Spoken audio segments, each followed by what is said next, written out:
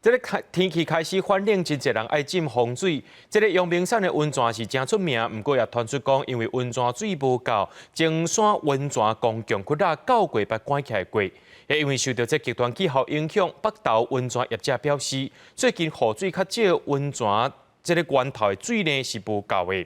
北水处也强调，淡水期的水若准无够，会调水道水来支援。大众伫内面从浸温泉享受休闲的时光，这是北投兴义路的温泉餐厅，就算是平日浸温泉内面就游玩未少。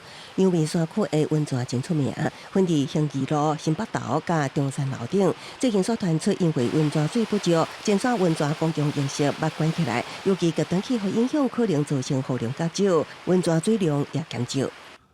吗？应该是真的是还好啦，不会说到差很多啊。还是希望以后还是能泡到，对，不够热的感觉是有啦，有点不够热。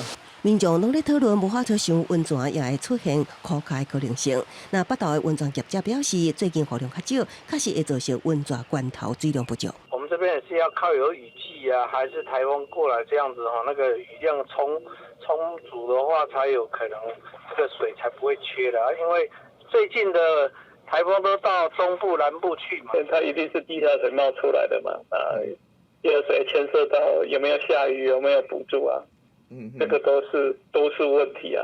极端气候是比较长远的事情，我觉得这个可能就是要看近期的这个降雨的情形。学者认为，温泉的来源真济，雨水是上大来源。一旦雨量减少，确实会影响到地下雨流水的含量。北市府定有温泉区管理计划，管制各温泉区开发总水量上限。新北投跟行义路的温泉区，因为我们是气压水，当这个浮流水比较少的时候，那基本上我们会稍微调配自来水来补充那个浮流水的不足，所以以我们目前管理的这个温泉新北投跟行义路来看，是没有说造成温泉短缺的情况。北水处表示，那淡水期原水量不足的时，会调配出来水资源，满足用户需求。记者综合报道。